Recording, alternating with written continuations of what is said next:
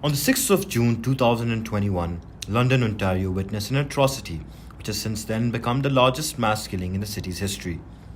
A man is being charged with terrorism after he rammed his truck into a Pakistani Canadian family, killing four and leaving a 9-year-old seriously injured.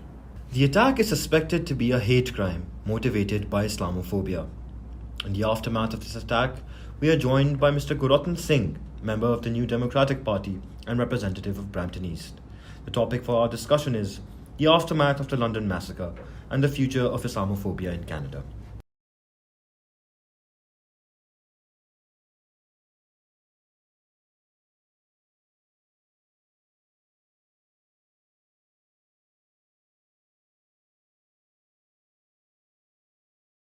The aftermath of the London massacre and the future of Islamophobia in Canada. With today's topic, it is a great pleasure to virtually welcome to our studio Mr. Gurratan Singh. Mr. Gurratan Singh, how are you doing today? It's been a tough time for I think all of Canada over the past couple of weeks. So I always try to keep high spirits, but I recognize that it's an incredibly tough time, especially for our Muslim sisters and brothers.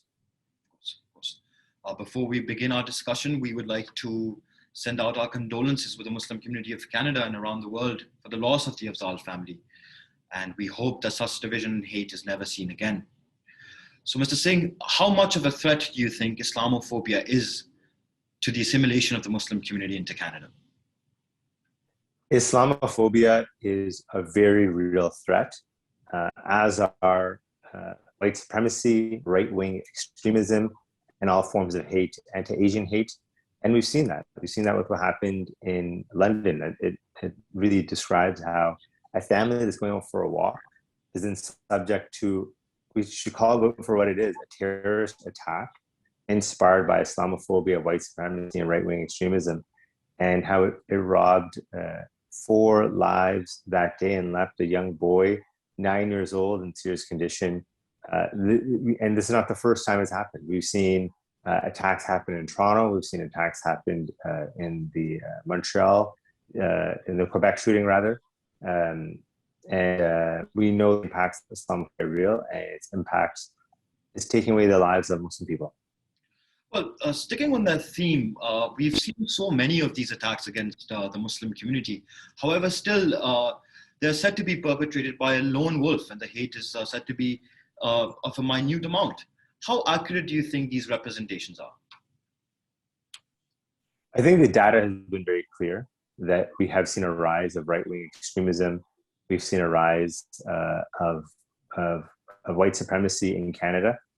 And I think we need to understand this issue is one that is not a result of just a lone attack. I think we have to understand that there is a systemic issue we have with this kind of growing extremism against Muslims and other racialized communities across Canada. And we need to approach it in a similar manner. So what do you think is the primary cause of the rise of white supremacists, the rise of Islamophobia? What do you think is causing this hatred amongst a certain population subgroup? It's a complex question, right? It's a complex question that in the confines of this conversation today, it's gonna be hard to really get in there. But I think we have seen the cause of it, I think, are generally, I say that ignorance is the ground in which fear and this kind of hate grows. And I think we're seeing a spread of a lot of misinformation, a lot of, I know online, we've seen that's become an area where people are being frankly radicalized. Right? We've seen that that's happening a lot. And we're seeing with the groups that are existing that are spreading this kind of divisive and really hate-filled rhetoric. So I don't know a specific direct cause, but I think we can look to a multiple of causes which are resulting in more of this radicalization, which is resulting in Muslim lives being lost and being killed. Mr. Singh, as you've known and probably seen, the war on terror has resulted in a lot of stereotypes which have damaged reputation and perception of the entire Muslim immigrant community. Do you think after the London massacre, it is now time for those images, for that narrative to change, for a re-education to take place, for their narrative to be reformed on the Muslim community?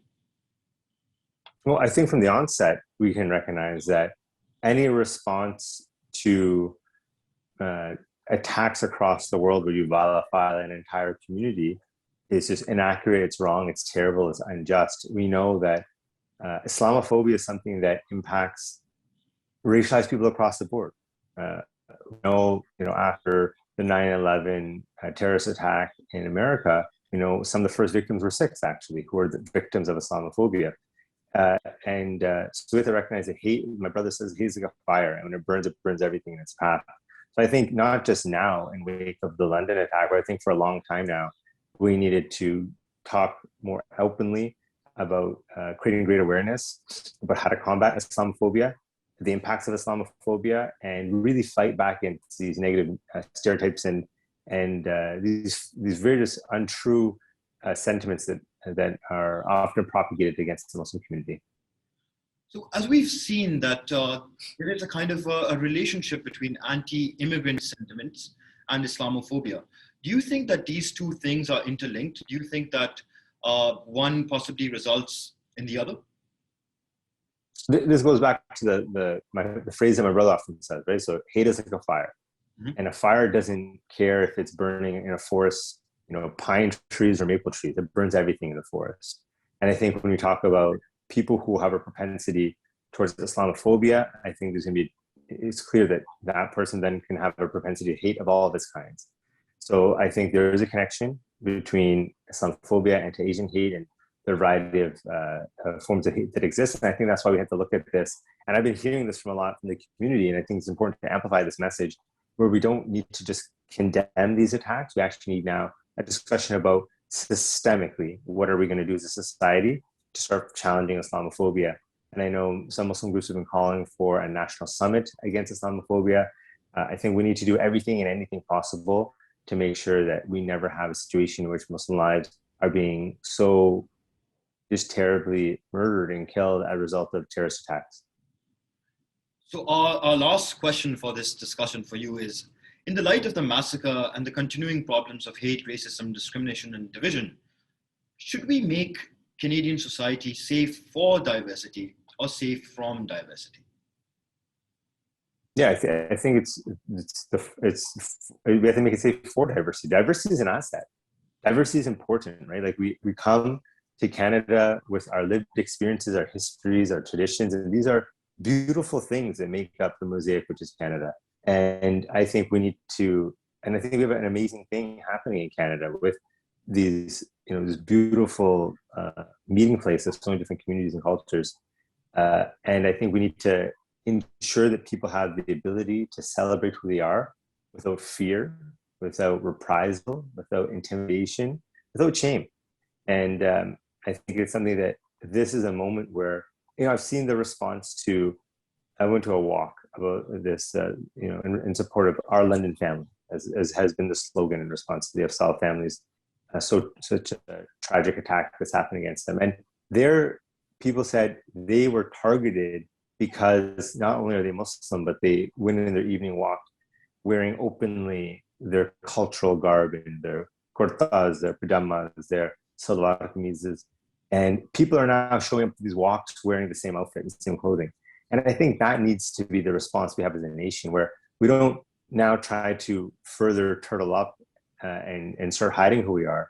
I think we need to challenge this racism and hate by loving ourselves even more, but simultaneously also calling for the systemic change that is necessary to ensure that we're really trying to target the roots of this hate and make sure that people are safe.